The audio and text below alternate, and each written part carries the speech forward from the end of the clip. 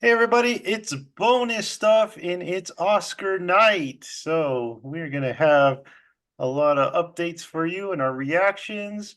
And we also got a review of a show that everyone's talking about. But before all that, we have to acknowledge the very sad news of a passing of a legend. So of course I am talking about Akira Toriyama. Sorry, I thought I already said that. But Akira Toriyama was born in Kyoto, Hachi, Japan. Sorry, that's the hardest Japanese words I've ever had to say.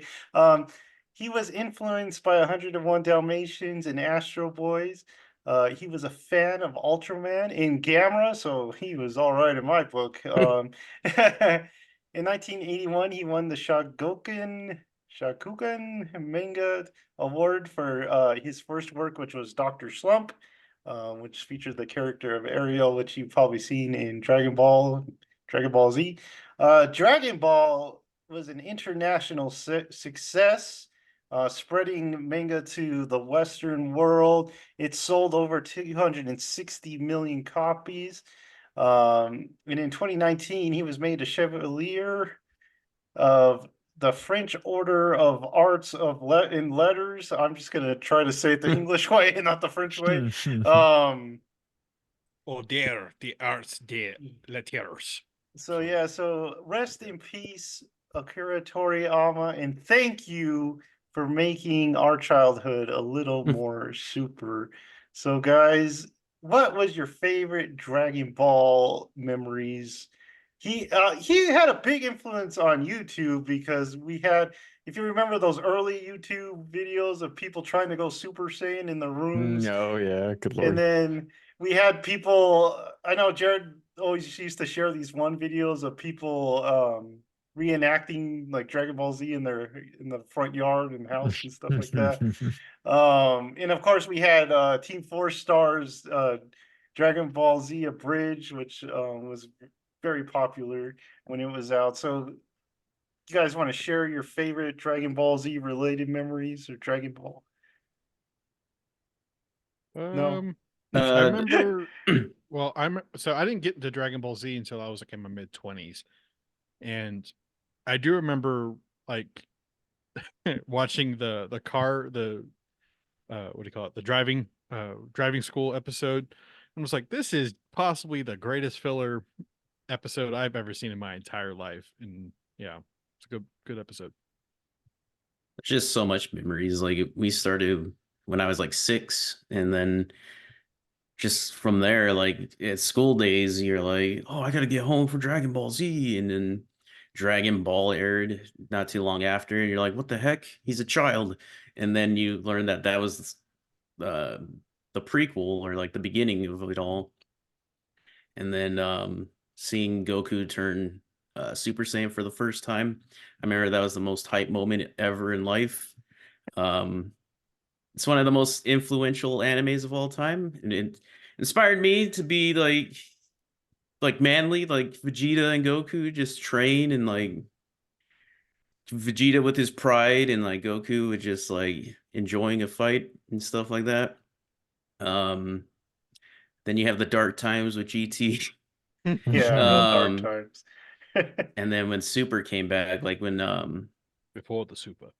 Battle of the Gods came out, I remember that was pretty hype. It's like, oh man, it's coming back. And then you go to the theater to watch the movie, and just like growing with the cast and stuff like that. It's always been there, and it like really bummed me out seeing that news when it dropped.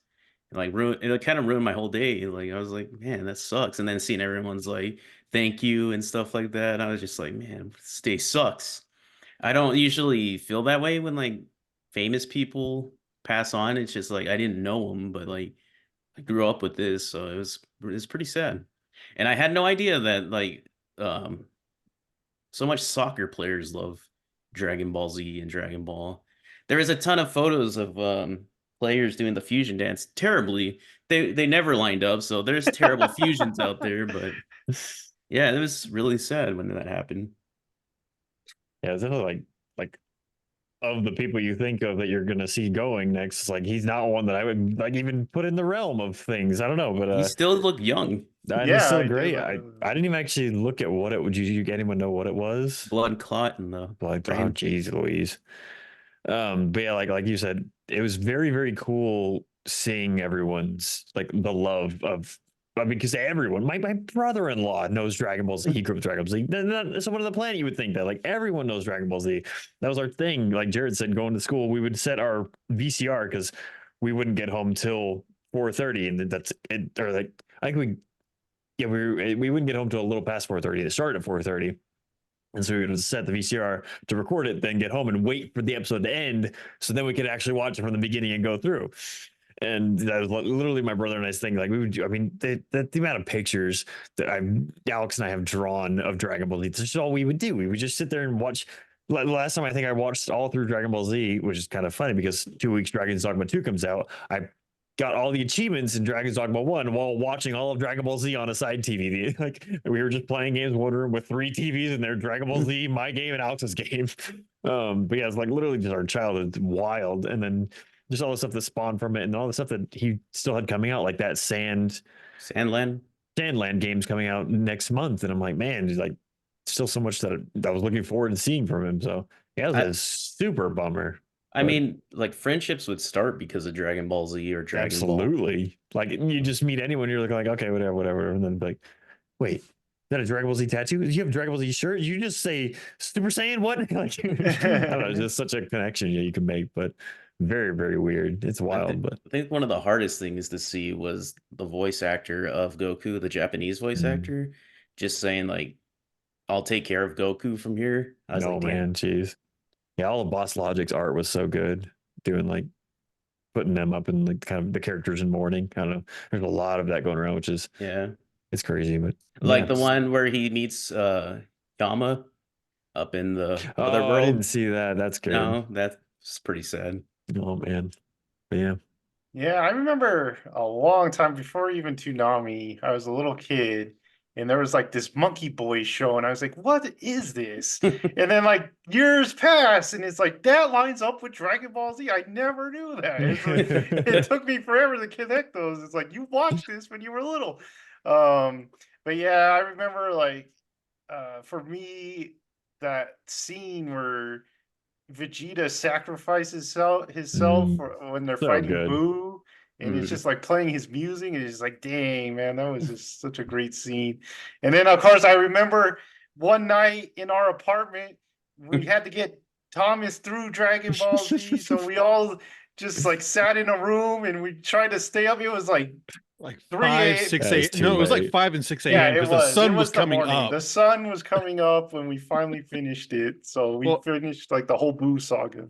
I don't have like Dragon Ball Z memories, like because I'm the freak. I watched Gundam when I was a kid, but I do remember like So really you can do both. I wasn't allowed to watch Dragon Ball, but I was allowed to watch Gundam. Like how? Yeah, how does that make sense? But I do remember like watching the entirety of season 1 of Dragon Ball Z Abridged with Jared and Jackson. It was like it was a late night thing. And I'm like, is this kind of what it's like? And they're like, pretty much. This is kind of like the feeling that we get. So, but yeah. I remember when Team Four Star put out their first episode and I was cracking up and I showed people and they're like, this is dumb. It's just YouTube stuff. And I was like, you'll see. This is genius. You just wait. I think my favorite of the Abridged is still the cooler one. So where is it the Super Getty Star? Is that how you say it? Yeah. Yeah. I don't think I ever saw past. I don't think I ever got to Frieza in any of their stuff. Really? Oh, by the way, RDJ just won his first Oscar. So nice. Oh, good. Nice. I'm happy. So did the woman from The Holdovers. Yes, supporting actress. Yeah, that was a good part too. Yeah. Mhm. So pretty happy with those 2 awards. Okay, so Thomas kind of told us about this last week. He really wanted to check out Shogun. I think we've all seen the first episode, right? By now? I have only seen the first episode. Yeah. Yeah, I've only seen one too. and it's called, man, the Japanese names tonight have been very Anjin. hard. Anjin, okay, thank you. Um, so Anjin-san. that's the first episode. So Thomas, I know you've been wanting to talk about this, so we'll let you tell us your thoughts on this show. Okay, wasn't prepared for this. So Shogun, yeah. Sorry. So this is the story of basically the first Western samurai that was inducted into the Shogun court during the, I want to say it was the 1300s. I forgot what time it was. 1600. 1600s, sorry. Yeah, this is a great opening to this show. It it nails the conflict between the Protestants and the Catholics really, really well. I was a little worried about the language barrier part because in the book, language is a huge part of the show or of the book. And I like that they kept the barrier between the characters still there.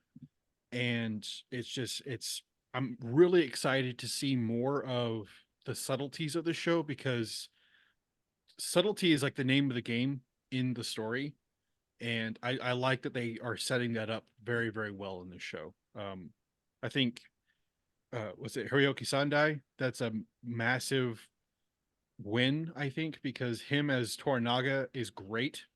Uh, in fact, what's his name? Hideo Kojima was talking about Shogun was a massive hit back in the 70s and the 80s when that first happened because it was a big win for their culture.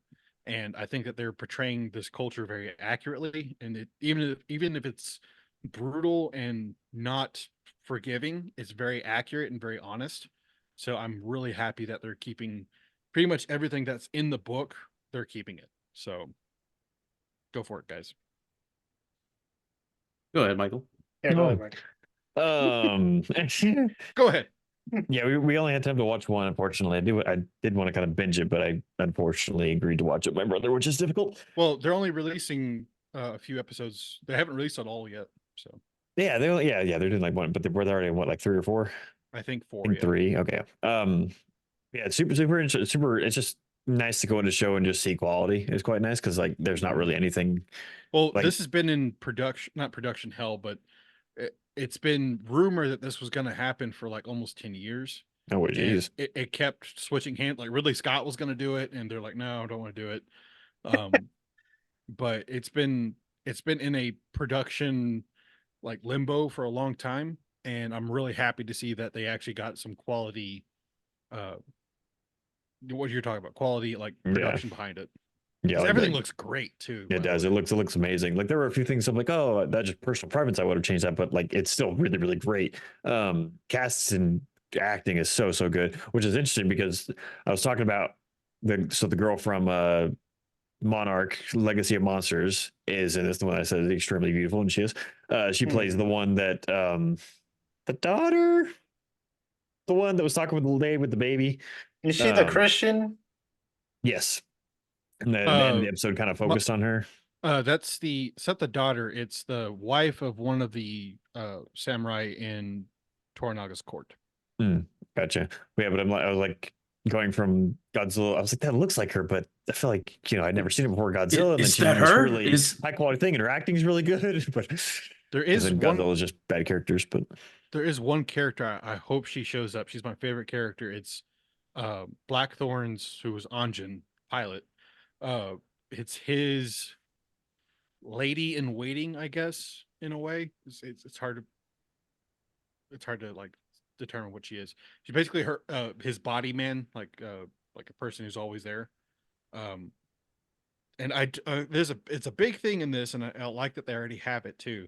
Is the women have a significant role inside of the Japanese court, and because what's her name, Mako, I forgot her name, the Christian, she's a samurai, and they bring that up in the book. Is that because he asked her like, "Are you like a wife?" Where she's like, "I'm a samurai.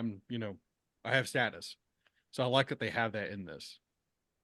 yeah, that is one thing about the show that you kind of talk about the subtlety, and I feel like that's I feel like it's a show that you're going to learn a lot more as you go through because this first episode's it's confusing, but not in a bad way. Because there's a lot of like introductions of things, introductions of people, introductions of areas, and I'm like, I have no idea what's going on or who is going on. Are Yeah. they? So that one guy said that priest, whenever he's talking to the okay, so he's kneeling down in the rain and he says, "Oh, you just told him there's only Portugal out there, like whatever." So are they Mhm. thinking that his English is Portuguese? Is that's what I gathered from it? That's yeah. So they're speaking Portuguese is the English is what they're Oh, so it speaking. is actually Portuguese. Yeah. I thought that he lied to them saying that Portugal was basically Europe and they're Yes. That well, speaking that it. is that is too. That is true. That is But too. okay, but Yeah. the English is supposed to be Portuguese. We're just hearing Yes, English. because Okay. he also talks to I forgot her name. Is it Machiko? Her, the Christian woman. Is she's like he's like, yeah, your Portuguese is very good. So they're actually talking in Portuguese. Okay. And there's I don't remember if it's the first episode or the next episode, but there is a part in there where I thought it was a seamless transition between the translator and Blackthorn because there's this part where he's talking to Toranaga and he's getting translated by a priest and they keep going back and forth with a cut between their faces and at one point during the conversation the translation cuts out and all you hear is Toranaga's translation and then Blackthorn speaking. It is a fantastic scene. But yeah, but the thing is I love that they keep the language barrier in this because that's a huge part of the story is the miscommunication and Mhm. not being able to communicate with somebody. And that's a big thing because like he even talks like the priest is lying. The priest is my enemy. Yeah. Because when he's like, I spit on this crap, like this is, he is my enemy. This is not my God. And so, yeah. Yeah, I feel like the intrigue is there definitely for me, especially all the characters, like where they're going to lead things. But it's just like my confusion is still at the point where I'm like, I don't really know what's going on or where it's going to go, but I'm definitely very excited to see where it goes. I did want to mention the guy from I know him from Bates Motel. He plays Alex in Bates Motel, but he's the sailor guy that goes Oh overboard. yeah. And I was like, it took me a second to recognize him, and then Alex turns to me, he's like, "Is that the guy from Bates Motel?" He was like, "His accent's so good." I knew it right away when I saw him. I was like, "Oh, it's that guy." I was Which one like, is he? dark That was my favorite eyelashes. character. He's the Really? Spaniard. Yeah, Oh, the guy that went oh. overboard and he goes to swim on the Yeah. cliff. Yeah, Rodriguez. Yeah. Yeah. Yeah. That was my Yeah, I was favorite like- character, and I'm like, yeah, it's it. Do you know who plays him in the 1980s movie? No. Gimli. Really? Yeah. Interesting. He's great. He's like Anjinson. He's great. So But yeah, so I'm definitely excited to see, interested and excited to watch more for sure. Sure. Yeah, I really liked it. I tend to like period pieces from Japan more than like anywhere else. I like this whole Sengoku era of Japan and seeing like Osaka and stuff like that. But yeah, at first I thought I wasn't gonna like the English guy. At first I wasn't really like vibing with the guy, I guess, but then as it progressed, I was like, oh, he's pretty good. But I'm really enjoying it. Can't wait to see the second episode to see a little more. So I don't know. Maybe it was all the hype I was hearing about because everyone's like, "Oh, this is so great." I Yeah. was really underwhelmed by I this don't- show. I don't get the is it the praise or whatever? It's like it's basically Game of Thrones. And it's like, Yeah. Weird. Yeah. yeah, I'm like, I don't get that. I mean, Yeah. I think so- it's good, but Mhm. it's not the same as Game of Thrones. It's a weird comparison. So Yeah, I was a little underwhelmed. Like Michael said, there's a lot of information thrown at you at once, and you're just like, what should I be focusing on? I don't really know. Well, You don't get to the that's- English guy till like almost halfway Yeah. through the show. that's something I liked from the book was that the book pretty much drops you in at where they arrive in Japan and there's completely what is going on. For Yeah, like- for like that's the where you first- think it would start. Yeah. Yeah, but for like the first like 4 chapters, you're just like, I still don't know who's who. Like they're still trapped in the pit. So, but And I don't know, the production was a little weird, especially on the ship, where you could tell they're kind of like, it's like kind of cheap because it's like all black background. There's fog everywhere, so it just seems like they're on a stage. And then it's to get that weird like, there's this scene where they're boiling the guy alive, and he just Brutal. it's doing this like weird thing with the speed of the film, and I'm like, what the heck is going on with that? But yeah, it's like the English guy, like Jared said, I did like the English guy once they got to him. And like I said, the Spanish guy was my favorite character. It's like, okay, this guy's great. Of course you would. Of you course. Because he was like he had character and he was kind of fun. But as for the story, it didn't really I don't know, it didn't really grab me yet. They go to like where is it? The capital at the time was Osaka, I think, wasn't it? Mhm. And they're like, wait till you see Osaka, and it's just like the CG. It looks like a video game. And I'm like, Yeah, that looked a little rough. But are we supposed to be amazed by this or something? I mean, Japan has a ton of like old temples you could show and stuff like that. So it was just like a little disappointing. Look to like see the that. Soul Society or something. So yeah, I think it was just the hype. I kept hearing how like amazing it was and stuff like that, and it didn't really hit for me. So I don't Yeah, know there if I'll was a guy continue. at work that was like, "This is the best show," and I was like, "Okay." So I watched it. And I was like, "It was good," but yeah, I could I'm see the kind of overhype. curious what the '70s miniseries is like. So I don't know if Got it that's if you want to borrow it.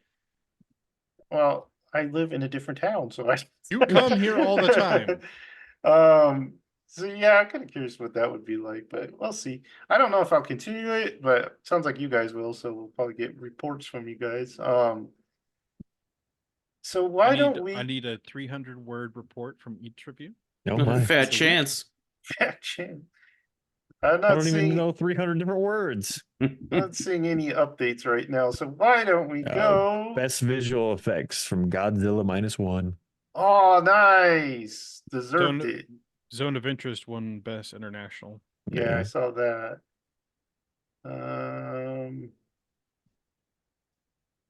This animated was The Boy and the Heron. True. How do you say that again? The Haran? What did I keep saying? The boy and his heron. Yeah, his heron. His heroine. His heroin. There you go. His heroin. All right. Okay. So you guys want to move on to Star Trek? Sure. A space beyond spaces. Oh boy, lads. Space horniness. Our space cadets got horny this time on Star Trek. This time on Star Trek. This time on Star Trek, we join the captain and his crew as they're hunting. Did they explain why they're chasing down this guy? Oh, just because he had the No, they didn't. Unregistered space travel.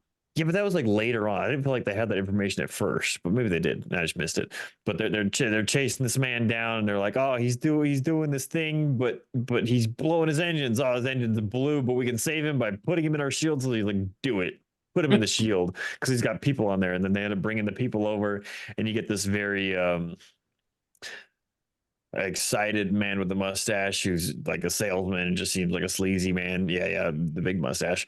Then they bring over three ladies of the night as they see him, and then Bones was like, "Oh they wow!" start turning eyes. Bones gets bones. You know what I'm saying? And That's just like amen to that, Mr. Scott. yeah, it's like what? Scott always looks scared. He's like, That's not an engine. And I feel like we had a lot of internal not Jordy. monologues, internal monologues of Captain Kirk, and he's like, "The men are losing control of the side of women, and I must admit, I am too." It was I like am several one of them. times.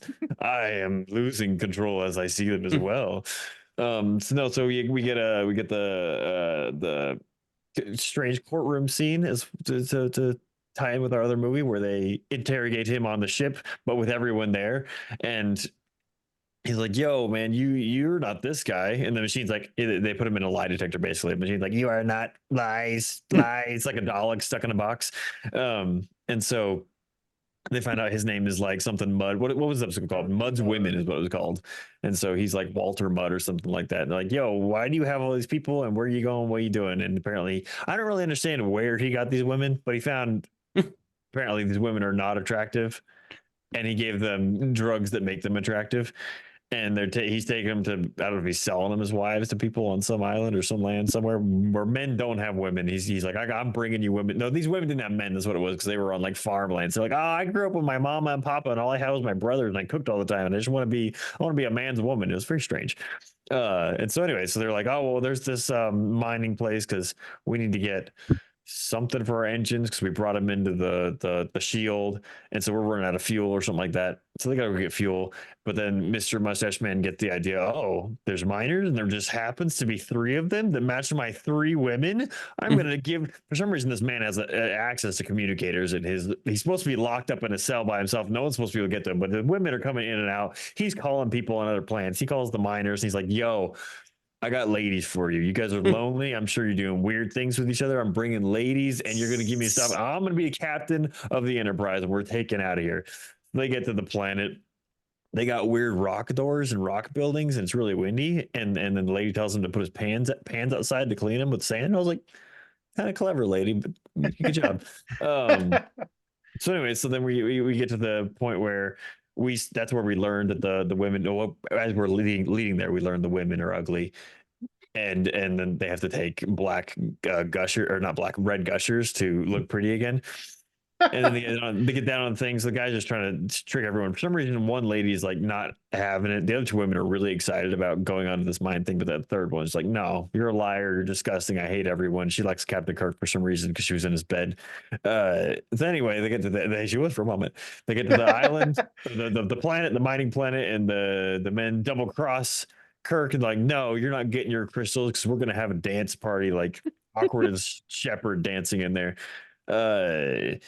Then they start having it's like no time passes, but these people seem like they've lived with each other forever and they're tired of each other. And he's like, oh, you're just being a woman doing woman things, but you're not doing woman things. I don't know what I want. She doesn't know what he wants, and she talks about being a woman doing things, and she's like, you don't want that. You want a sexy woman. And how the heck did Kirk, because Kirk was, they went back up and they came back down. I can't remember how that happened, but anyway, they find out the drug thing, but they faked the drugs. They gave her a fake drug, but then she became pretty again with makeup magically. And he's like, I didn't give you a drug though. He's like, but what? How did I look pretty again? Because it's how you believe and see yourself. And Mustache Man's like, yeah. And then he's like, trying to play nice with Kirk or something. And then they're like, all right, we're leaving. Do you want to come with this chick? And she's like, no, we're going to try and work out our issues because we're old married couple now. And then the mustache guy's like, hey, you could just forget about me and leave me here. He's like, no, bro, you're going. So they get back on the ship and they fly off, and it was a weird episode. I was not a fan of this episode. Yeah, Harvey Mudd, man. I was bored. He's it very was awkward. 60s. I mean, this is, Yes. you could tell it's like you're watching Bewitched or something. Or Yeah, it I was a Dream rough of Genie. What does Patrick say? It's like Roddenberry was always a good fan of cheesecake, and there you go. So yeah, it's a bit of cheese. not the episode for me, that's for sure. But we did get to see some new areas, which I did enjoy, the rock doors. So because they're just like shoof, fit back in the rock. Yeah, they're like perfect rock doors. Also, Uhura was wearing a support yellow, uniform. That's She all. was. I wouldn't have noticed. Would have noticed, but I was For going to the true ask you about fans. that. Well, I think they're still trying to define who they are, like who the characters are, because like What was my rank again? yeah, well, because Chekhov isn't here yet, and Sulu's finally a regular character, and Scotty is too. So, and Spock is not horny unless he chooses to be horny. I always like in the original series, they always have weird names for things. Like Vulcan, it's like you're a Vulcanese, aren't you? I'm just like, that's not how they say that, but okay. Vulcanish. And then and later on we'll come across some Klingons. It's like Klingons, like across the galaxy, they're learning Klingonese. It's like that's weird. It makes sense. Oh my. The Orion Space Girls. I was just disappointed in Bones in this episode. I texted Thomas. I was like, man, he can never control himself in front of a new woman. He's so lonely, and she was freaking out his equipment. She's like, "Oh, you put the red dots on the screen." When she walks in, he's like, "Yeah, you're don't." Like he talks to the assistant. Get out of here! Get out of here! Come on and beat it. Like you're done, right? Oh man. Oh, All that's right. right. She ran out in the planet and almost died. That happened too. It did. But yeah, that's all I got. Is it Dragon Tales? Dragon It's Tales. time for Dragon Da-da-da-da-da. Let's all go to Dragonland. Yeah. Episode 6, The Princess and the Queen. Any updates first? Oh, the No, Oscars. not yet. None yet. Okay. So this Yeah, nothing. episode starts with very graphic birth sounds, and I did not appreciate it. So we get to the good old time skip, guys. Everyone's older now. The queen, who used to be a teenage girl, is now a woman giving birth, and we hear it in all its glory. So she gives birth, and it's a healthy baby boy, and they get told that the queen wants to see it. And so the princess is like, I will take it to the queen. And everyone's like, dude, you gotta rest, That's man. a You can't bad just be- idea. You are still leaking. You cannot be walking over there. But she's determined to take the baby over there. So she gets up, they tie the umbilical cord, and she walks the baby to the queen. The prince joins her, and he's like, what are you doing, man? You gotta go rest. And she's like, give me your shoulder, you're gonna help me up there. So they walk each other up to the queen, and we find out the queen is now Emma from Bates Hotel, so that's new. Two Bates and- Motel characters today. yeah. The queen gets up, or we find out the king is still kicking. He looks terrible, but he's still alive, and he's loving him some baby smell. But other than him, everyone's pretty miserable. It's not a happy family right now. The Prince Valerian guy names the kid and he's like, that kid's gonna be Joffrey, and hey, I recognize that name. And this doesn't make the princess too happy. She's like, hey, you're just gonna name it without asking me? And he's like, I'm the prince, man. And then we get a scene of How to Train Your Dragon with the young king's kids and the princess's kids, and they're learning how to train dragons. Where was I? So they're in the dragon pit, right? And they play a joke because they don't like this one kid. Amin, I think his name is. And they're like, hey, because he doesn't have a dragon, so they make fun of him. And they're like, we found you a dragon, and it happens to be a pig. And it's a pig where they put wings on it. And they're like, here's your dragon. And he's like, dang it, I hate you guys. So we get the kid upset. He walks into the dragon pit, which seems like you'd have people like saying, hey, kid, don't go down there. But he goes down there and he sees a big dragon, and it scares the poop out of him, and he runs away. The king is playing with his toys still. And we get a scene of Sir Christian. He's still around, even though they probably should have killed him, but he somehow survived because he's got the queen's favor. Egon's over there spanking the monkey. Oh my god. And his mom walks in on him, and she's like, what the heck is wrong with you? And he's like, what? I'm just watching YouTube. Yeah. And he's like, she's like, you're over here picking on your brother, and you need to stand up for him because you're going to be challenged for the throne. And she tells him, you are the challenge. And she's like very upset with him. So she's like, straighten up, young man. And then we get How to Train Your Dragon Part 2. And this was with Damon and his wife, and they're flying and going like, we're flying on dragons. It's fun. It's like, I can show you the world. And so they're vacationing at this nobleman's house, and they're like, this is good lamb hearts, this is pretty good. And the prince offers him a deal. He's like, hey, you guys can live here, and we'll give you everything just for you protecting our lands with your dragons. And we get a scene later on, and Damon's considering the offer, which makes his wife very happy. He always picks nagging women, man. They just never happy with him. Got a type. he's like, why don't we not play this Game of Thrones and we just like stay here and live the good life? And she's like, no, man, I want to be important. I want to die riding a dragon. And yeah, man, he's Poor man. poor man. So then we go to Sir Christian's night training, which is a fun class where he trains the kids with like wooden swords and stuff, and they're like, yeah. I don't know why, but every time I hear you say Sir Christian, I'm just like, ugh. Really, I don't know That's- anything about this About man, right. but I'm just like, that's ugh. that's the I like appropriate. Sir Christian. I actually like him. What? Yeah. Yeah, I don't know. I like him. He's kind of a cool Mr. character. Mr. Cuck Bro. He's kind of cool. So we get his training, and we find out that he's got like a cool style to him, and we find out that the queen has taken another lover because remember how Sir Christian said like I'm not doing that, man. So she had to find someone else to have kids with because we know that she's married to a guy whose nature isn't that way. So there's this cool scene where he's like on the team of the king's sons and the other guy's on the team of the princess's son. So they're like, let's battle Pokey sons. So they're like, my oldest Pokemon versus your Pokemon, and they fight. And Sir Christian's like, dude, just kick his butt. You're taller than him and stronger than him. Just go kick his butt. And he's like, he does. And the other guy gets all mad. He's like, oh, you're cheating, man. You're cheating for that kid. And You like this guy, and he actively picks on kids. yeah, and then he insults the Yeah. other Yeah. guy.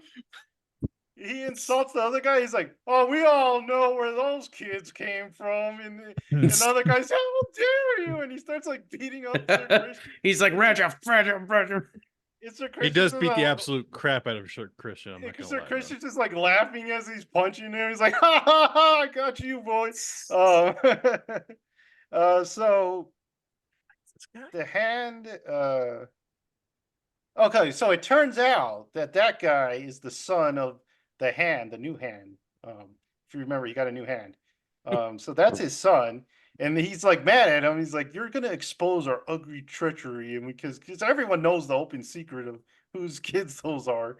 Um, and then we get a scene with the drunk prince, the Valerian guy. He's drunk because he's like a party dude, and he just wants to party and with his boys, and Like a party and dude, bro.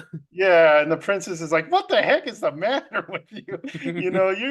You got to be with me." And she commands him to be a husband because he just wants to party and he wants to go to the stepping stones or whatever they're called to fight in the war. Because he's all happy. He's here. Hey, did you hear? There's some war going on in the stepping stones. There's some trouble out there. So it's time for me to go out there. And she's like, "No, you got to be a husband. Stay with me." Um, we get a scene with Damon's wife and her daughter because they got a bunch of kids now. And she's like, the daughter, she's trying to hatch this egg by putting it in the fire, but she's like, because she wants to be a rider, but she doesn't have a dragon yet, and she's sad about it. So his wife is kind of consoling her, and she says, "Father ignores me," and it's kind of sad.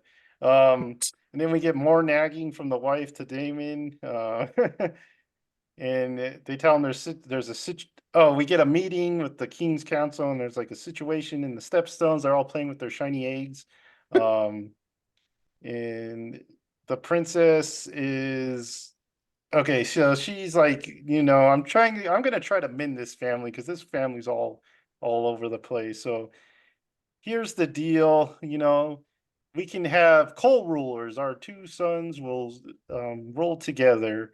And they're like, the queen's not liking this plan. And while the princess is talking, she starts to lactate and they're all embarrassed. And I don't really understand this. You think these people would be, kind of familiar with lactating women, but I guess not.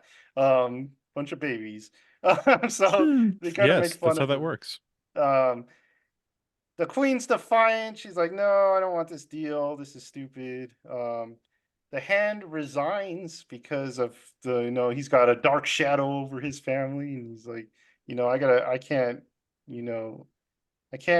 do my job, do my job well. There's a shadow over my house.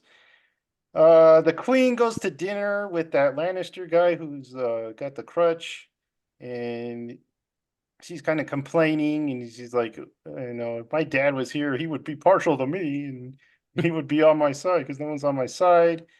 Um, and that guy's like, hey, I got a plan. So we find out that his plan is to cut some guys' tongues off, and then that way they can go and kill someone for him. So we get to see their tongues get cut off, and you're like, yay. Another, so we get another troubled birth. It's Damon's wife, and she's trying to give birth, but it's not going good.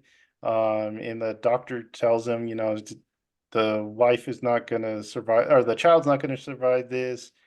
So you got to make a choice. It's kind of like on the first episode where the king had to make a choice between his wife and his child. But so Damon's like, it looks like he's going to lean towards saving the wife instead of the child. But the wife runs off, even though there's people surrounding her that could say, hey, come back. She just runs off. She takes off. And mid pregnancy, she runs outside and she runs to her dragon and she tells the dragon to flame on, and the dragon really doesn't want to. He's a loyal dragon, so he's very hesitant about it. It takes a long time, but finally the dragon just like incinerates her with fire. So that's sad. Farewell to the princess. So the princess decides that she's gonna leave because she just feels like there's no place for her there anymore. So she tells her husband, he's like, bring your man, we're getting out of here. Um, and then after that, we get, so the hand and the son had left after he resigned, and they went and we get the tongueless guys, they show up and they set the castle on fire. And so the hand and his son are, I'm pretty sure they're dead. Yeah, they are dead because the guy with the crutch goes back to the queen. And he's like, "Hey, it's done, man. They're dead." And she's like, "I didn't want this. This was not my idea." And he's like, "Yeah, it was. Yeah, it was." And that's how it ends. So this episode, it was interesting. It had that time skip, so I had to catch up a little bit of what was going on and who everyone was. Um, but yeah, I had a strong ending, I would say. So not as good at the beginning, but stronger as it went. And I thought the ending was real interesting, and time to see what happened. So what, I got like 3 more. No, it's 10 episodes, right? So I got Yeah, like it's 4 here more for- episodes. All right. So we'll see what happens in our Dragon Tales. All right. I'd say if you think So, that's all like How to Train Your Dragon, just wait till later. oh, really? More How to Train Your Dragon. Lots of How to Train Your Dragon. Okay. So do we got any updates? I didn't see anything last I checked. Yeah, I'm not seeing any. Uh, they gave awards for a documentary, The Last Repair Shop, Mhm. and 20 Days in Maripol. Oh, So, and best cinematography, Oppenheimer. oh, nice. Does it say who was the cinematographer on that one? Hoyt van Hoytem. That guy. That guy, of course. Good I job, knew Hoyt. it. You go, Hoyt. Mhm. Let's see. What did I have? Anything else? I had one thing else, and Jerry can talk with this because he saw it too. And it is that we saw Wonka finally, after everyone telling to go see it. So, Jared, what was your thoughts on Wonka? It was pretty good. It wasn't great, like Johnny was saying. There's a lot of singing, which was okay at times, and sometimes I was just like, can we like not sing? Don't really like the portrayal of Wonka. I like Wonka. In the original, he's a little creepy. You don't honestly know what he's thinking. I don't know why they made him not be able to read. I don't Yeah, that know. was weird. That's interesting. It had the charm of Paddington. Yeah, you could tell it was directed by that guy. Mhm. But I'd rather watch a bear, I guess, directed by him.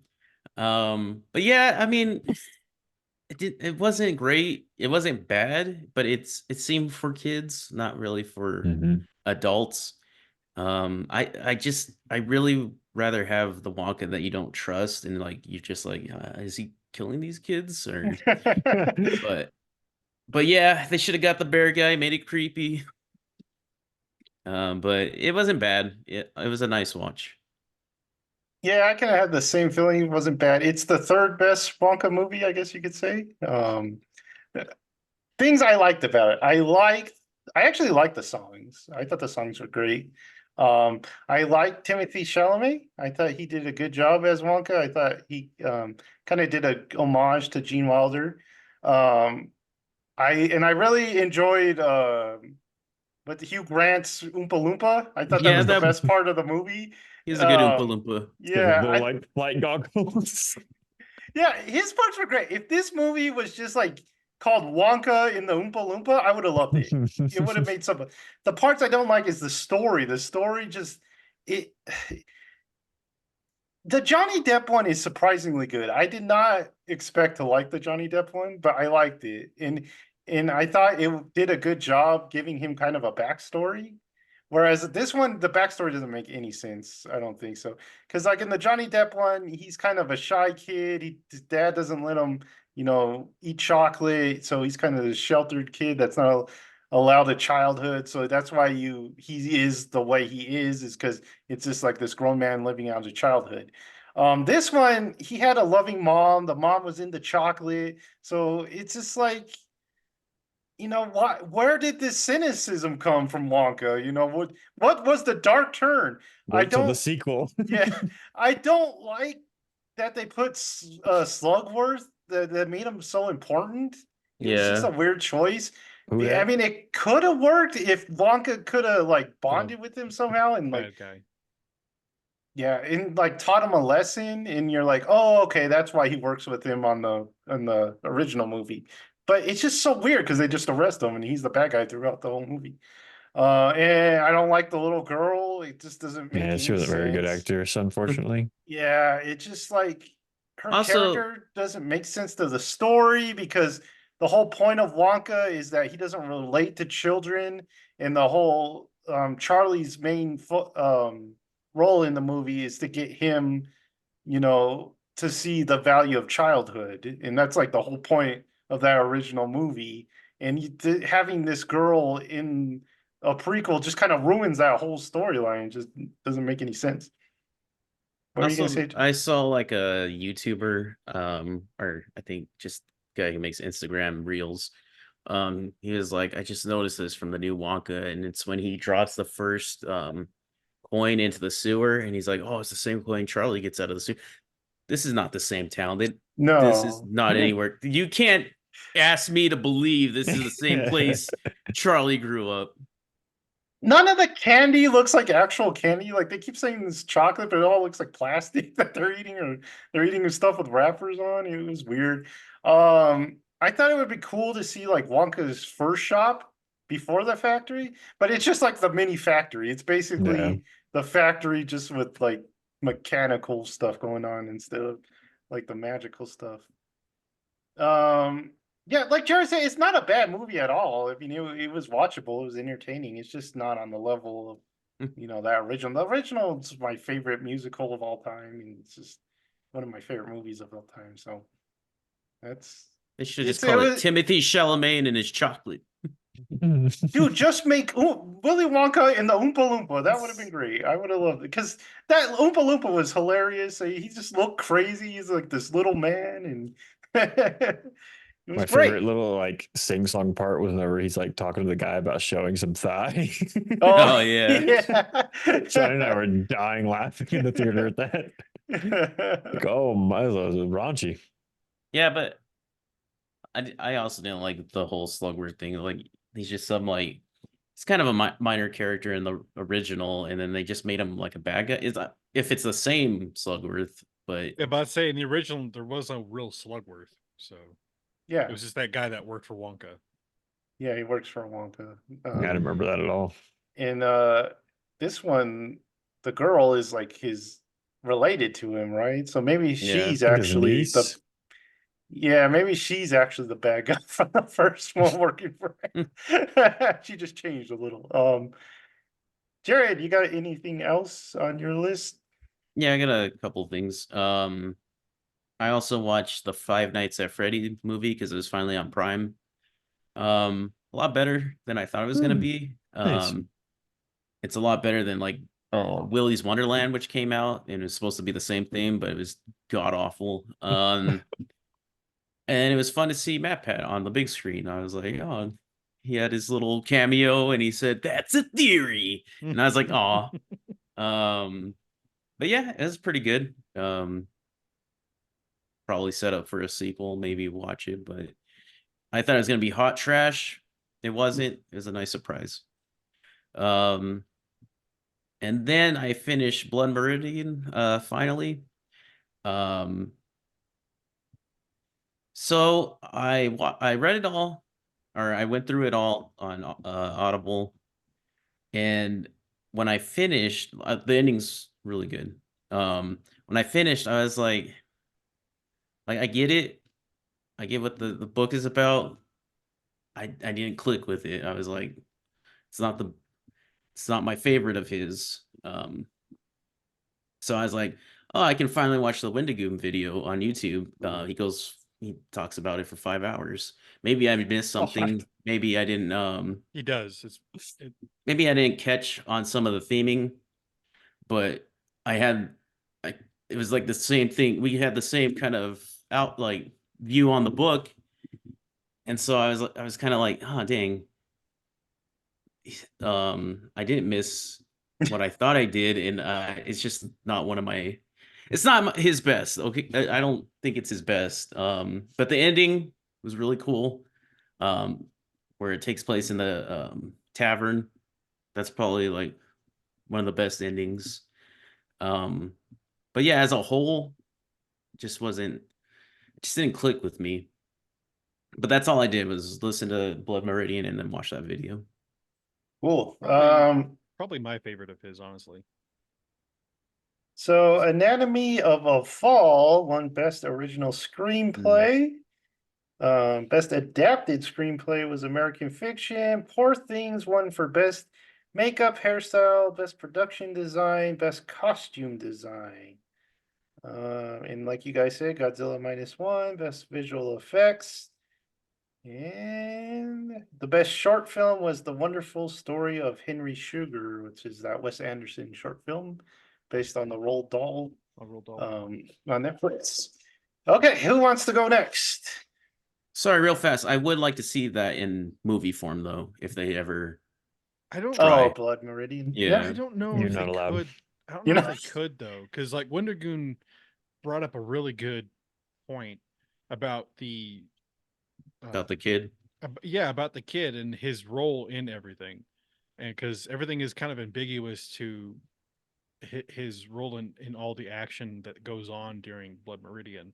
Like, is he an observer? I feel like Is there's he a way that participant, or what? to obscure it that in a way that they need, but Hey, if they can do Dune, they can do anything.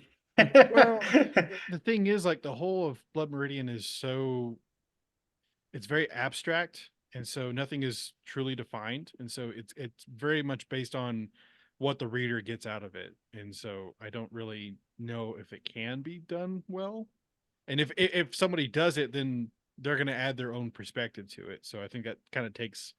well, something I out wouldn't of mind it. that. Like, you can have the book to draw your own interpretation, but it would be cool to see someone's interpretation. Yeah, of someone's it. take on it. That'd be Especially cool. if it differs from like mine. It'd be cool to see what they got out of it. Yeah, be interesting. Next. I can go. Okay. So I did my book and movie thing. I read Gerald's Game, by Stephen King. Very interesting book. I like the inner perspective of the main character and how she kind of talks to herself. But it's way too long. It's way too long. Like, I think it's like 400 or 500 pages. Shouldn't have been that long at all. Ending was all right. Kind of gross, honestly. Like, I was like, oh, well, yeah, okay, that's kind of gross. And then it kept going. I'm like, ew. So, but yeah, so I watched the movie and didn't know this, but Mike Flanagan, that musician of our time, directed and adapted it. So, Yeah. kind of cool. It even has a Midnight Mass Easter egg in it, so it's kind of funny. Um, but I did like the movie. I was happy it was only like an hour and 40 minutes long, so I was like, oh, thank God, it's basically abridged. Um, I did like how they adapted the perspective of the main character and how she talks to herself. I think it works a little better than the book. I was hoping that they would leave the gross parts out of the book. They didn't. I'm like, oh no, we're still going. Okay, cool. It's your favorite part. You know it. No, it's like it nasty, man. I'm Yeah, like, it's I gross. don't know, gross. I don't want them to do things to corpses. But yeah, it was all right. Interesting read. Never read it before. And so yeah, and it was a good adaptation. I'll say that much. And from what I've heard, like this was one of the ones that couldn't be adapted or something like that because it's basically one character talking to herself, and I think they did a good job. Well, see, they did it. They did Well, it, man. well, it's not. It's not. Anyway, it's interesting. So, and then I watched Poor Things because it came out on Hulu. I thought you were gonna say something else for a second. I was like, oh God. Okay. Just because he's continue. Anyway, Continue. I liked the first 25 to 30 minutes of this movie. And then I did not like this movie at all. So Weird. yeah. Really? People love that movie. People are like giving this thing the fellatio. I am the people. And I am the people. I fight for the people. So I mean I've liked a lot of what this director has done before. Like Sorry, real fast. Where Go did you watch this? Hulu. Hulu? Okay.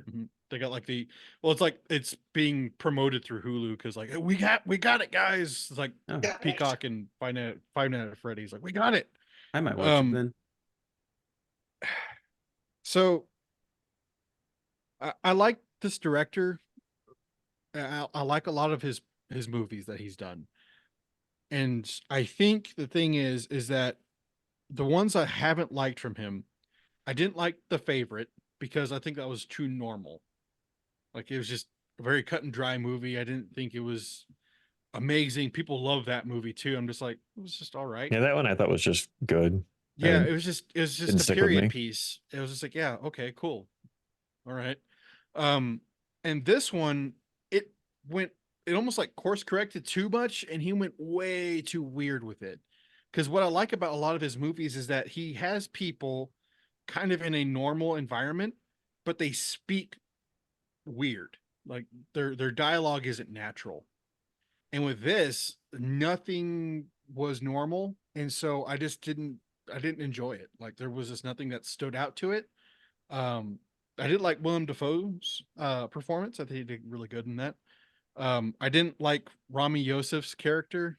That was kind of Max, like his assistant, the guy that falls in love with her. Oh, good. He's kind of a cuck, honestly. Like he's a very weak-willed man, and I don't really like you.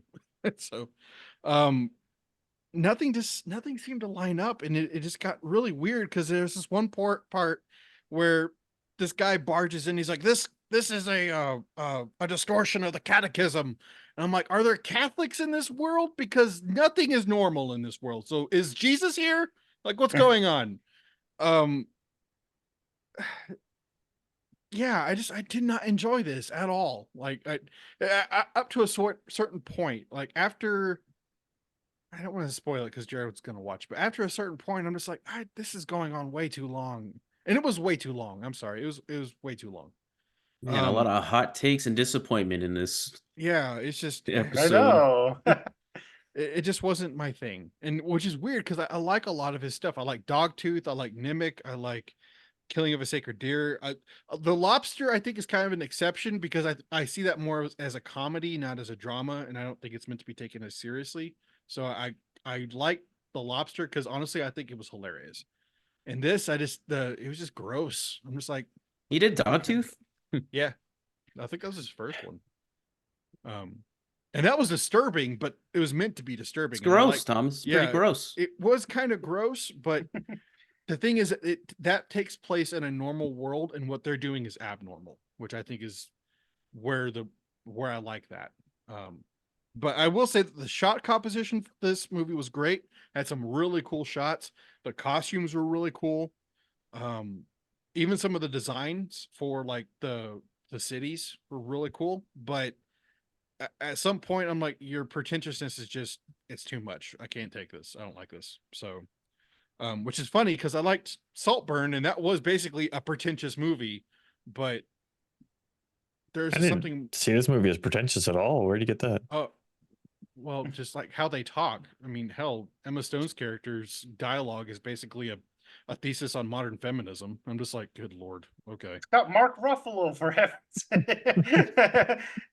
He was weird in this. Hmm. Like, almost to the point of His- like, I'm like, this is honestly a little odd. His character's awful, but I love the arc of his character. It's so funny. So freaking funny. I can't say anything because Jared's gonna see it. But yeah, just not for me. I gave it 2 stars. I was like, nope. I'll Kinda watch it miss for on this next one. time so you can go through those things if you want.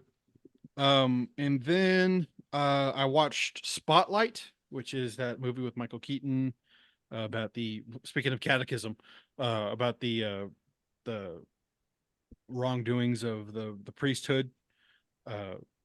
I love this movie. I think it's Yeah, it's a great fantastic. movie. I think it's an important movie. Like we were talking about great, like the Life of Emile Zola. This one, I think, is one of those movies it's really important that it was made. I remember when this won, I was actually working at Alamo, and I asked who won. They're like, "Oh, Spotlight." I'm like, "Oh, good. That's a good win." So, also the reporting on this is really good. If you haven't read the book, which is like a combination of all the reports that were done for this story, fantastic book. So yeah, very, very, very good movie. I keep coming back to that, and I rewatched it several times, and it's a great movie. Going off of that, I watched some YouTube. It's called Alt Shift X. I think I mentioned it before. He does some deep dives and character analysis on like people of weirdly enough, Game of Thrones is the big one that I watched this time. So the true character of Jon Snow throughout the books and how it compares to the show. And I'm really, really wanting George R.R. Martin to write the next book because he had some really cool theories, and I'm like, we're never gonna get it, are we? So yeah, kind of made me want to read the books again. And then Flash Gets came out with their first original series called Space King. It's kind of based on Warhammer, and it's hilarious. And I would recommend watching it if you like that kind of humor, kind of like a Meat Canyon-esque type guys. And then last YouTube guy I watched was a guy I mentioned him before. His name's Billiam. He watched basically all of Spike TV's programming from the last like 20 years. And yeah, that's the exact reaction. Why? Well, he's just Thousand Ways to Die. yeah, no, Jesus his Christ. favorite programs was 1,000 Ways to Die, Deadliest Warrior, and Stripperella. And it's just, he's like, I don't understand. Spike TV. Yeah, what was Spike TV? It's one of those things. And then he like read the internal memo for Spike TV. It's like basically be the manliest man. What do you call it? Channel you could ever imagine. It's like if it's ridiculous, if it has boobs, do it, produce it, green light it. And he's like, they did it. They actually did it. And so he also like covered about like a lot of what Spike TV helped like it basically helped found the modern day UFC, which I remember watching the Matt Bonner and Forrest Griffin fight when I was like 14, and it was a big deal.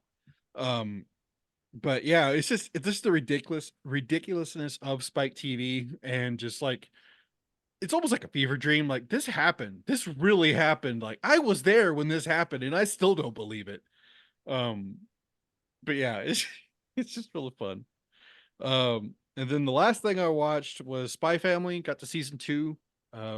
I like the intro and outro for season 2 so far. Uh, Started off really good with the date between Yor and Lloyd. I thought it was a really good episode. But right now we're doing these We're not there anthology. yet. What? Me and Joseph don't spoil too much. Well, I'm not giving anything away, but Okay. it has like these weird episodes. I'm not sure where they're going with it, so not sure what that's about. But it seems to pick up afterwards, so I'm excited. But I still like it a lot. So very good show. Right. That's it. So best sound is The Zone of Interest, which I don't think is anyone's surprise because that's all I heard about that movie was the sound was great. And then best score is Oppenheimer. So Yes, two good job, Oppenheimer. two for Oppenheimer. Okay, Michael, what got anything for us? Not really. I wanted to watch like the rest of the Oscar movies, but they're all you have to buy, and so I was like, I don't want to buy them. Which ones did you have left? Past Lives actually just came on rent, but I didn't have time to watch it anyway. I had Past Lives, American Fiction, and Zone of Interest. I had those 3 left, but so oh well. I'm really excited to see actually all.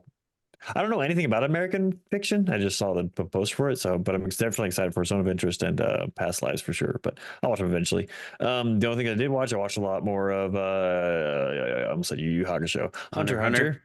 And so we were at the king Bugman is playing Gonji or some sort of game with a little Shogi. girl that can't wipe her nose or blow her nose or something like that the whole time. So which I actually like. I'm like, this is dumb. I'm really enjoying it. I like Dude. I feel like I'm in watching Yes. Queen's Gambit again, and they're just like, oh, but and then she's not going to do that, but then and then the whole backstory about how she created that move, and then she realized that it was how to kill it, and she's like, it was like killing my child. When you brought it back up, it made me happy. That's why I froze. I thought it was a fun little twist line thing. What's happening with the other people? The guy with the giant pipe is fighting in the city with the guy with glasses, and they're making ghost things. There's a lion man running around. And then he got taken into the made up world with Speedy guy, and he just laid down and made a copy of himself. That was fun. And then he like roped the kid, the cheetah man's ankle. That was fun. I like that. What's happening with I don't know Kilo? I haven't seen him in a minute. He's doing things on his own. We don't know where Kilo is. He ran off. And who else is around? Where'd you go? We got old man. Old man's like meditating with power or something like that. I don't know what he's doing. And then Gon fought. Oh, Gon's making friends with the bug, the chameleon that goes invisible and holds his breath. And so they poked a bird because the bird didn't know they were there.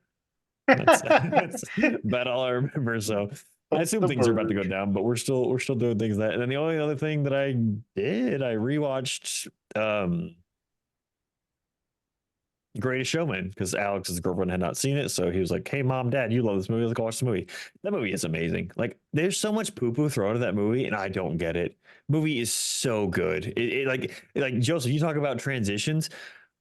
It's been a while. Oh god, it's been a while since I've seen this movie, and there were actually a lot of things I forgot. But like the transitions in this movie are incredible. Like they're so intentional and like creative in how they go through it. The one thing I didn't remember, about this movie is how bad the CG is. The CG is terrible. There's a lot of like open shots, or he looks out a window at some point. I'm like, what am I supposed to be looking at right now? It's like supposed to be outside and you're seeing a building, but like, and it's like the rest of the movie isn't like in a fantastical world or something, like nothing weird, but it looks bizarre. Then a few of the animals you see going through are terrible looking. But it's such the performances and like the story progression, the songs are so good. It's such a it just makes me want to do a musical so badly. Like, God, I love that movie though. You should, dude. I plan to eventually at some point in my life. You should. But I think I didn't do much apart from that. Don't think I watched anything else. Yeah, just waiting on Dragon's Dogma 2, which you can make your own character now, which I'm gonna do. Are you gonna do that? I haven't done it yet. I need to. I don't know Could you how, not- honestly. Couldn't you Yeah, do what that do in the you first one? do? No, you can like pre-make your character for the game when it comes out. So do you have to like That's weird. pre-buy it or pre-order it and then I don't know if it's a part of the pre-order or if it's just like it sounded like it was a demo download is what it seemed like. It was like some sort of demo Oh, download that you makes download sense. and Yeah. then it just uploads into it. So I just haven't looked at it yet because I've been doing a bunch of random junk. But anyway, Jump. Yeah. Junk. All right. Any updates? Anyone? I Let's didn't see see any. here. Nothing at the What moment. you got, Just Instagram? the I'm just Ken performance is like killing Uh, everybody. And best song, Barbie, Oscar winner for Billie Eilish. Really? Yeah, she won best song, which that's a good song, I think. But I don't know what the other contenders were, so I couldn't. Was it in the movie? Yeah. I think it's at the credits, right? Oh, yeah, I didn't know. I'm sorry. I don't think Which it's like one is really. it? The It's Ken one? no. Oh, The Billie Eilish No. song that she did for Barbie. oh No, yeah. but It's What probably was the I made for? credits. Ryan Gosling performed I'm just Ken at the Oscars. Oh, Ryan. John Cena was naked. I saw that. He was naked with a little thing, and it's like, what are we doing? What are we doing? This is We why can I do not confirm. watch these shows. Yeah, and Jimmy Kimmel still hosting somehow, Still even though there. everyone Still doesn't there. like him. All right, so news. We had some news. Rooster Teeth shut down. Warner Brothers shut them down. So I That was know I crazy. don't know anything about Rooster Teeth. Didn't have anything to do with them. So you guys, Michael, I know you knew a lot about it. So what was going on and stuff like that. Yeah, So I'd been to RTX, which is Rooster Teeth's convention, twice. Actually, was trying to get a job, Rooster Teeth. I was trying to be a guardian there for their convention, which was right before I got accepted, right when COVID hits. That was real bummerish. But if I had gotten a job there, it would be out of job now, unfortunately. But yeah, so they found out Wednesday morning, they had an all hands meeting that they just said, hey, it's closing up in the next few months. We're going to be ending everything. Going to try and sell off Ruby. What should we call it? Red versus Blue. Even though they're on the final season now, so I don't know if they're just going to try and see if anyone else will take it. And then Genlock is another thing they're trying to get rid of. A few things I looked at whenever this was going down, because this was a shock to me, but apparently not a lot of shock to people who worked there or were involved with it. Greg Miller from Kind of Funny, I went to their Games Daily show because it was breaking at that point, and it literally broke while they were on the show doing their news stuff. And he talked about pretty openly, which I was surprised about, how he said that Rooster Teeth apparently hasn't been profitable for the past 10 years, which is like, oh my gosh. So it seemed like to him, he was saying that it seemed like whenever they had their massive implosion of popularity and then they got bought by, was it Warner Brothers Entertainment, I believe? yeah, Right? Warner Brothers. Yeah. That they just imploded and just kept growing. Like they had something of like 400 something employees at one time. But right now they have 120. It's like, that is Well, a there lot was- for what you're doing there. There was a Yeah. massive layoff like 3 or 4 years ago. They let go like 200 employees. Yeah. And so Well, I that know. would also be COVID time, but Well, I know, but I'm saying like that was a big deal because they just weren't Yeah. profitable.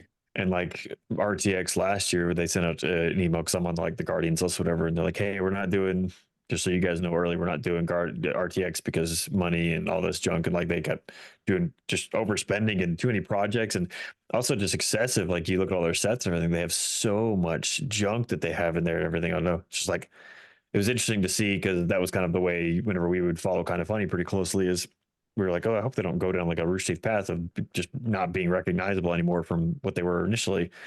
And he talked about how much of a warning sign that was to them of like, hey, we got to control our growth and learn what we're doing. So I'm interested to hear about that. But then going to the morning show with Bernie and Ashley, I did watch, because I'm still not caught up on all the rest of them, but I did go and listen to him talk about it. And that was pretty emotional. You can tell how much he was struggling with, because he created basically Rooster Teeth with his 4 friends and everything, and just like him talking about how even hit to him it was, he's like, no one didn't see this coming. This was painted on the wall and we knew it was going to happen. But it's just wild, man, because Rooster Teeth is like, I don't know, you call it back then whenever I was going to all this stuff, and then like it's just like a powerhouse. I wouldn't expect anything like this ever to happen. Like it's such influences they've had on everything. Carlos and I were talking about how they were like such an influence. Just they were before like Machinima and even YouTube. I think like they just started internet videos. Like that is insane of how much impact they've had, and it's just poof, just gone.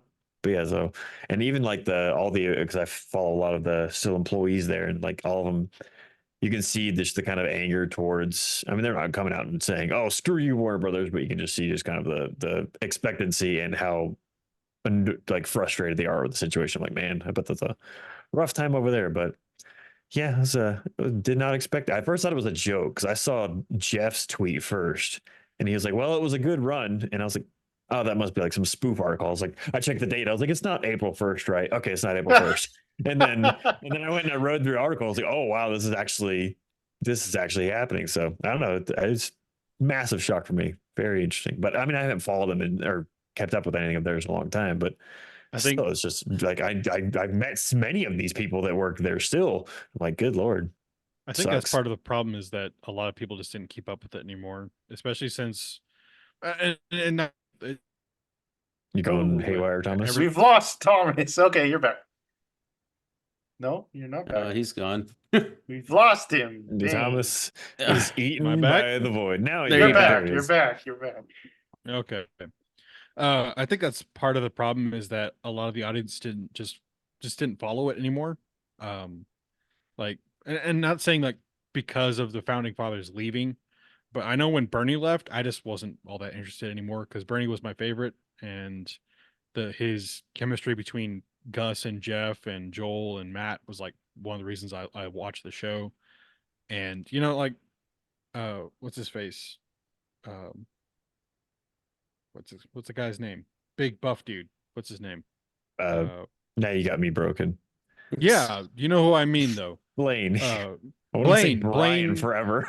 well, like Blaine, Barbara, Trevor, Gavin. I mean, we know, and Michael. Like we knew these guys for like a while, but they weren't the reason why we stuck around. Or at least for me anyway, was I watched it because I like Red versus Blue, and uh, uh Ruby was never my thing. I enjoyed it, but it was all right.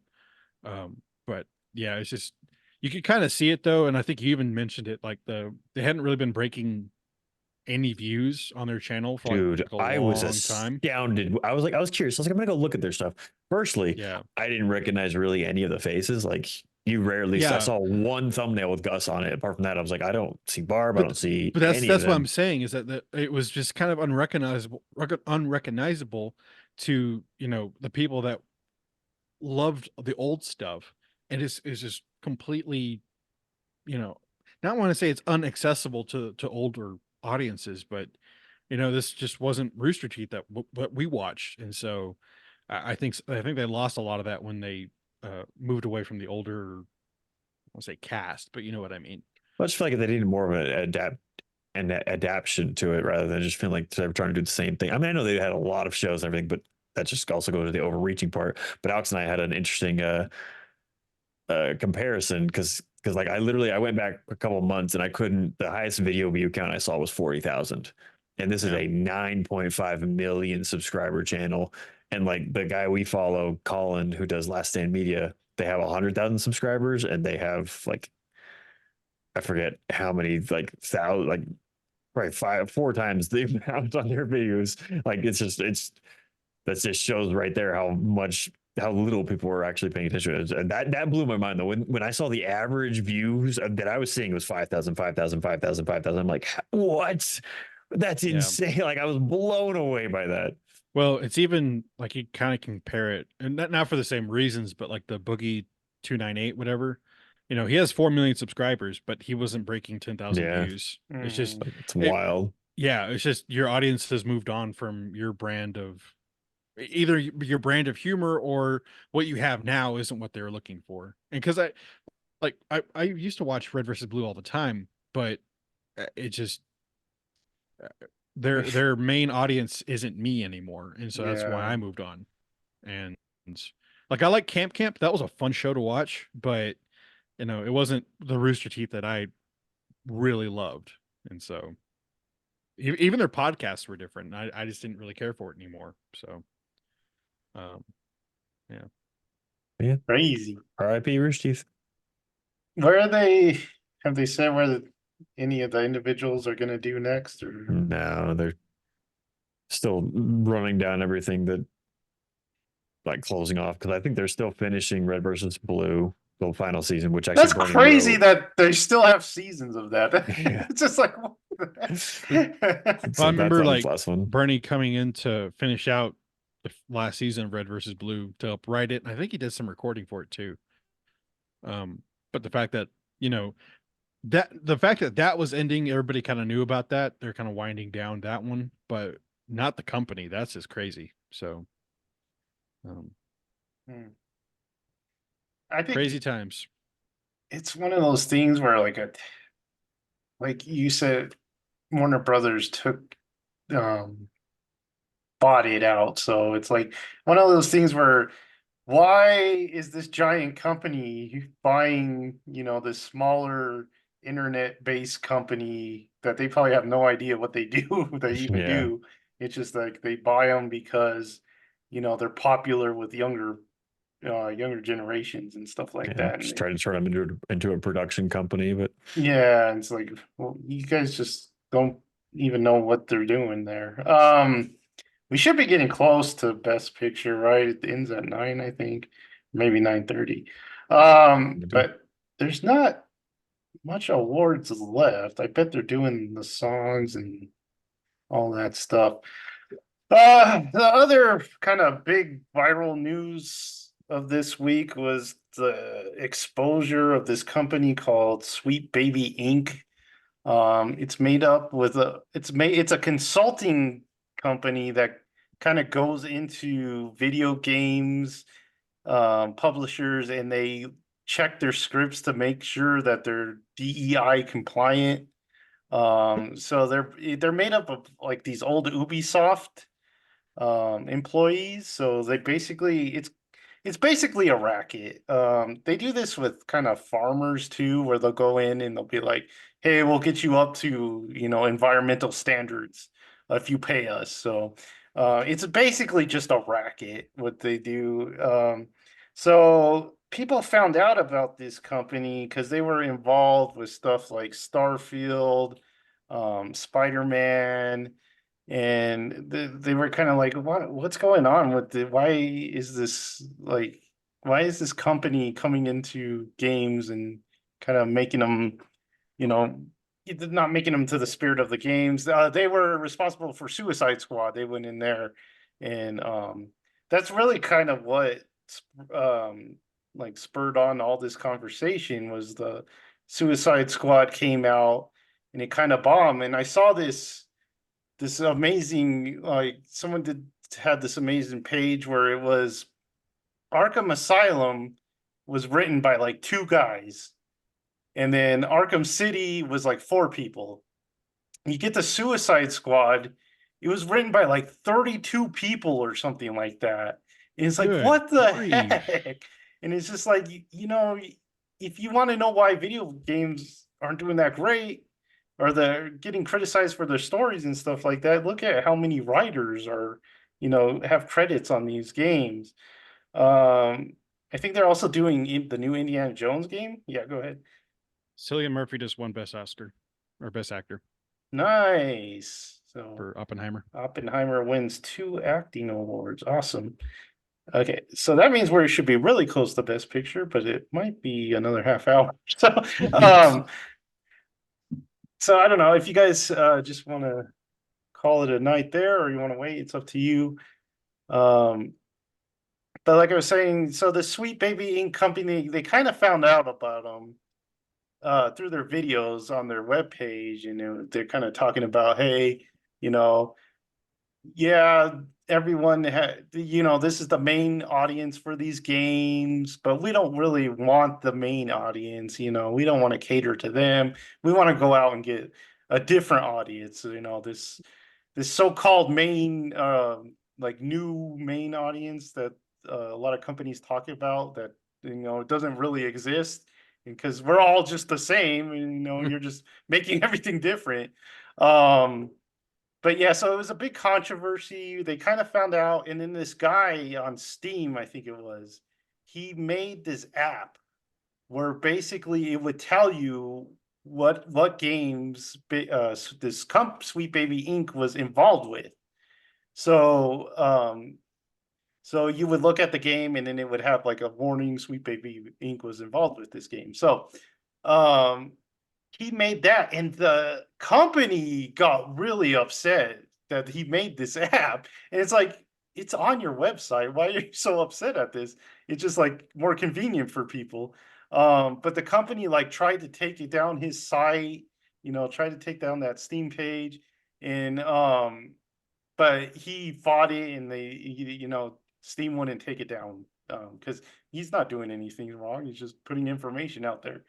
So yeah, they were really mad, and they were like insulting fans and stuff like that, and they would they call them, we don't want these like redneck fans and stuff like that. So You're it's right, because Billy Bob is buying Batman comics every week. yeah. That's your target audience that you think you got, right? Yeah, so it's been interesting to see the downfall of this company. And this is one of those people where you're like, you can't be racist to white people. And yeah, one of her videos had that, or it wasn't a video, it was actually an X, I don't know what he called X tweets or whatever they're called. They're still just called tweets. Yeah, so she was like responding to someone, because they were like, hey, how do you respond to this, that you guys are kind of racist and stuff like that? And she's like, well, it can't be racist to white people. So that was kind of her snooty response to him, and he's like, Oh, I can say whatever I want to Michael. yeah, Whatever I I'm want. Ginger. I'm different. You do that's anyway. true. He's a daywalker. Oh, Ooh, my.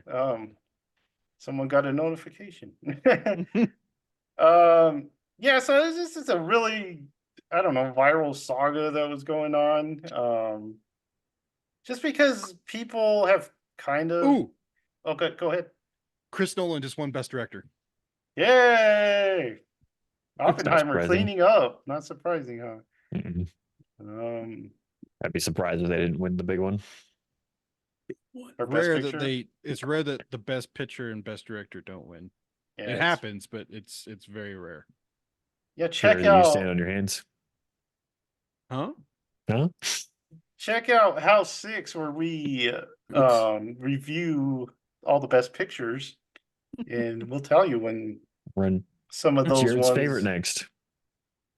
Oh, dude, we just got to get out of the 30s. We're in the Well- 30s, and Jared's having Jared's having a real hard time. So I was telling Jonah, I was like, you know how I didn't really like old movies. So I was telling Jonah, I was like, I always felt growing up that I'm missing out like on great movies. Not so far. I was like, I didn't miss anything, to be honest. Okay. You can skip that. Just skip the 30s. I will say that it is kind of interesting for the 30s because they're basically inventing modern movie industry. And so to see a lot of like the beginning tropes of Oscar picks, biopics are a huge thing, because but even back then biopics were the thing to make. We got Emile Zola, and we had Wings was based on what do you call it, real Great experiences. Ziegfeld too. Yeah, Great Ziegfeld, yeah, biopic. And then Weirdly enough, it happened one night. It's like one of the only comedies to ever win Best Picture. So, which is kind of sad, to be honest with you, but it's also a really good movie. I mean, at least I think so.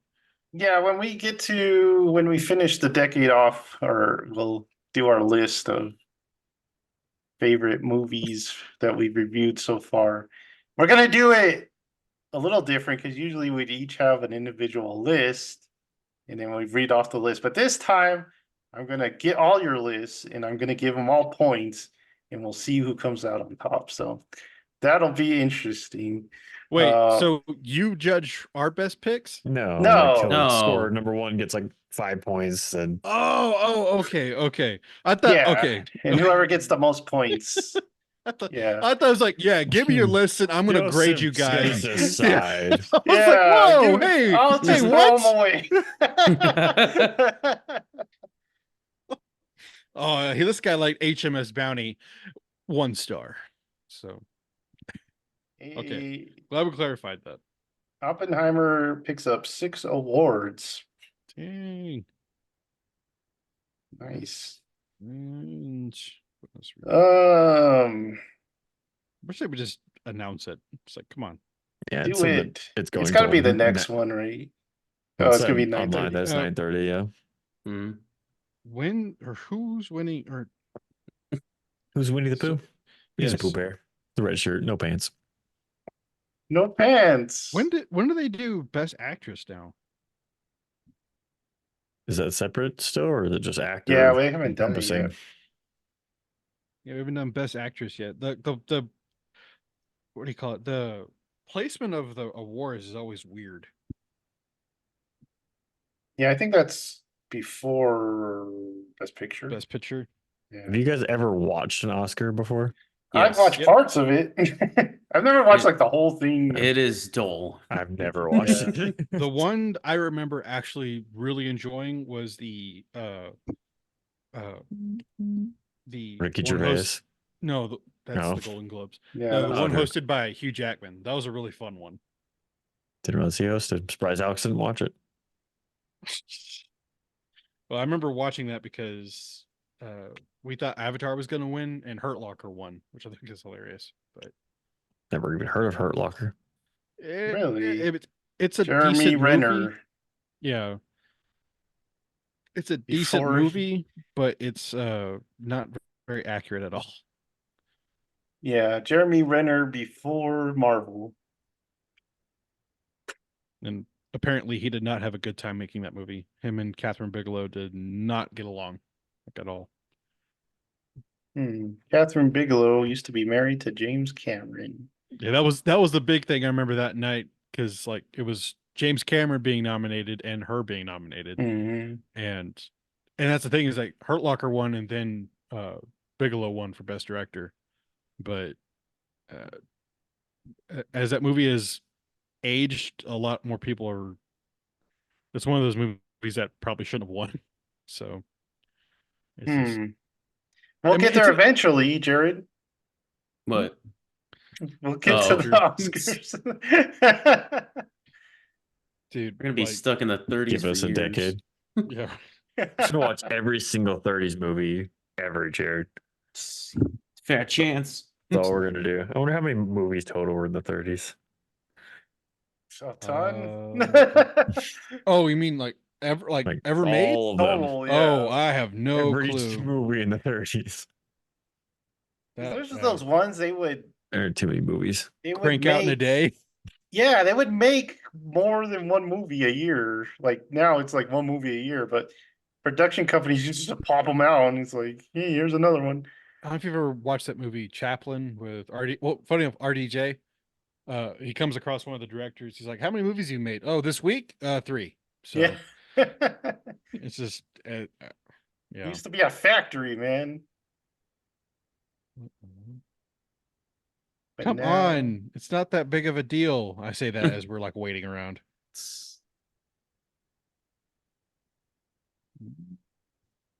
Jared, Luna was playing hide and seek during weird stuff. I don't know if you knew that. She would keep popping up and down. I saw it was over there. You saw her.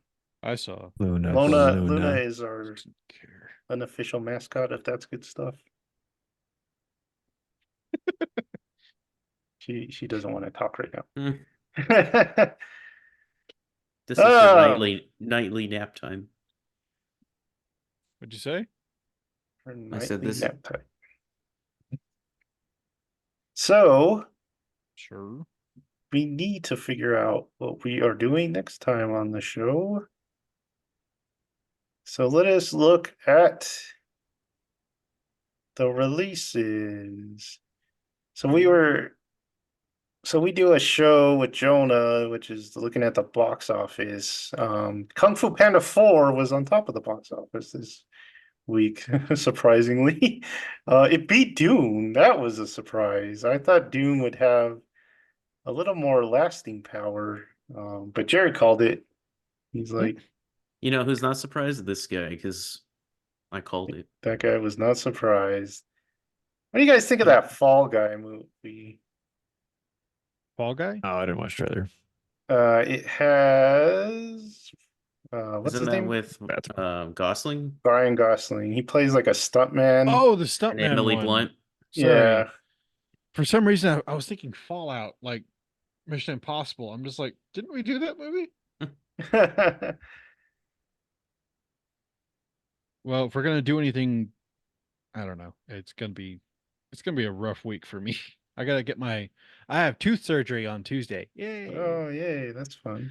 I'm just glad I'm doing it during spring break because my God, also midterms sucked. All Okay, right, cool. We're so introducing the best actress. Who is the best actress? who is it, You- Thomas? I don't know. They just said like these are the people introducing best actress, and there's a picture of them. I was like, well, who is it? I hate when they do that, introducing the people who's going to introduce or give the award. I'm like, I don't care. Just give it to them. Now we can introduce. Show it on the screen. Have them run up. That's what I want. That's like those trailers before the trailer. Oh, those are stupid. It's like now the trailer. What's they say the point of it is because some people have really short attention span, so they want to watch 30 seconds and that's it. Yes, but let's not cater to those people and make them I learn to have. Give them special treatment, Jared. Next week is Arthur the King. It's a movie with Mark Wahlberg and a dog. And Emma we got Stone. Emma Emma Stone Stone won? won? Yeah. Who was she up against? Now that I've passed it, I don't know anymore, Joseph. Probably Mm, Margot Robbie, I guess. She's up against No, she didn't get lady nominated. from Anatomy of a Fall for sure. Mm. Mm. I can't think of Err. any Mm. other. I guess the chick from the Scorsese movie. I can't think of what that's called. Killing Killing of the Oh. Flower Moon. She, I think, was in it too. So I feel like those three definitely would be a fight between them three. Yeah, it was Killers of the Flower Moon, Anatomy of a Fall, and then I forgot her name. She was in something recently, and I forgot what it was. Damn it! Something recently. They're doing a re-release of the Spider-Man movies. I think all the Spider-Man movies. So Oh, Tobey my. Maguire, Andrew Garfield. Which one So- would you go see in the theater, Michael? Dude, Re-release? Spider-Man 2. It's gotta Spider-Man be 2, right. yeah. Even though I saw that a ton in the theater. I Michael only didn't answer. saw it once, I think. Are you I Oh, go doubt ahead. I would go to any of them. Whoa, Yeah. someone hates Spider-Man. Spider-Man hater. I mean, I don't know. Like I have all of them. I can watch them at my leisure. If I wanted to. I don't feel like, yeah, it's not really a theater experience. I don't know, that I'd man. be You could watch excited the to go to. first one, the first Toby one, and then when the credits hit, Nickelback right there in your face. Just Back. I'm so happy On the big screen. And it's not Nickelback. It's the singer, like the main singer. it's Nickelback. It's the Seether guy. It's Oh, Nickelback really? the band, and then Seether, the singer. Oh, From the... that's a weird combination. um, Spider-Man. Is the second one the one where we saw like 4 times in the movie theater or something? Or I was thought that it the first one? Is that the first? There was one where we kept going back. We're just like, we're on We vacation. saw like in Tucson. We saw like in Yeah, Albuquerque. we We were saw on like... vacation. We go see them. Got to see this again. I remember seeing Spider-Man 2 a few times. I don't remember. I remember seeing Spider-Man 3 once, and I got really confused because you remember Jeremiah? Mm. He's like, it made me cry. I'm like, really? And I go see it. I'm like, this made him cry? Okay, a little odd, but all right. Brian, like, I it wasn't remember. great. Oh, go. I remember when we all saw Andrew Garfield's second Spider-Man, Spider-Man 2, and yeah. Jackson just like, when what's her name died? Emma Stone. Were we all Yeah, I in remember there? seeing it. Just like in different Yeah. seats. Well, it was we were all seated at different spots because it was like you and Jared. Jackson was behind you. I was to the side. I'm just like, what's going on? That was also back before reserve seating. Yeah. So we all just kind of got in there. We're like, okay, Good luck. What a pleasant addition to the world. The assigned seating. Reserve seating. I know, it's so Man. nice. So unpleasant You before. could skip the trailers if you wanted to. My God, the last movie we saw, what was it that we reviewed? Oh, Dune. There was like a million trailers in front of that thing. I mean, it took like an hour for the movie to start. Um, but yeah, Tinseltown, the good old days. But so we have what, 3, 4 theaters in Lubbock now? Yeah, 4. Or Let's see. So the good old Alamo. They got Premiere. 16. Premiere, Boo. 16. I Tinseltown. like movie 16. No, Premiere's good. Boo to Oh. Premiere. Premiere. Premiere over here is old. Where I Dude. live. That's how it is here, but it's not that old.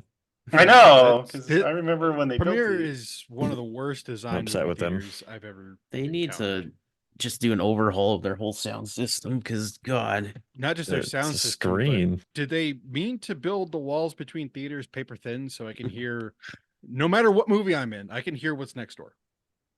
Doesn't matter what. Even if it's a drama, I can Like hear that's somebody most crying. theaters. I don't know why. Like all of them. Like I feel like I can hear the movies. Really? Almost pretty isolated, I think. Rumbling of whatever the heck's happening. Whenever there's an action movie, you can hear the action movie. Yeah. Well, I'm just saying, like, no matter what it is in Premiere, I can hear it next door. Like, it doesn't have to be an action. Like I can- never, even before the IMAX started going downhill, I never went to their regular theaters because they were so bad. They were bad from the beginning. They're terrible. It's like dark, you can't hear. I'm like, what is happening? That I is remember true. when me and Jared went to go see Candyman, and we're just like, ah, just like the sound was so out of whack because like their highs were so, I don't want to say high, but you know what I mean. But there was no bass whatsoever, and so you can only hear All high treble. pitch. Yeah, it was all treble. You're just like, oh my God. Come on, who Embarrassing. won? And then, Embarrassing. have you guys seen that Screen X format Oh yeah. they have I've now? heard about it from Adam from Your Movie Sucks. He's gone to a couple. So it's this one, and it has screens on the side of the screen. So this is the front screen, and then on the side, these kind of diagonal screens like come out, and like, so this shows the movie, and then like it. I don't know if it does it like AI generated or something, but it makes like stuff on the sides, like if dust is flying, the dust will fly out to the sides. It's weird. Excessive. Yeah. All right. Oppenheimer won Best Picture. Nice. Hey. Chris Nolan sweeps, which is good. Bad time. So it won like what, 7 or 8? 7, I think. Sweeping. About time he Nice. sweeps the floor. Jeez. So God, pick up your we've done mess. it. We made it to the end of our little live reaction stream. And Will today. Smith didn't slap anybody this time. Dang it, man! But John Cena was naked. He should have That's slapped true. him. Go slap John Cena on the booty. How you can't see him? True. Will Smith is banned, Thomas. What? He is not allowed. You can wait outside. I do like the what do you call it? The reactions to John Cena being naked. It's like, why is that sign just in the middle of the air? Can't see him. Can't see him. You can't see John Cena. All right, Oh so my. That's good guys, stuff. thanks for staying with us this long. If you made it to the end, if not, that's okay. I don't. You won't see my apology, but that's okay. I hope you enjoyed our little Oscar watch. Like, subscribe, and notify yourself for even more good stuff. And we will see you next time. Bye.